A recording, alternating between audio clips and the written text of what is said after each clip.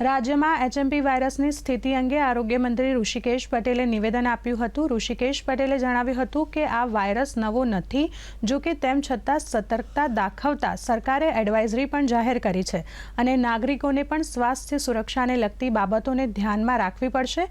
તેમણે કહ્યું હતું કે શંકાસ્પદ કેસમાં સંબંધિત વિભાગ દ્વારા તમામ તપાસ અને કામગીરી કરવામાં આવી રહી છે।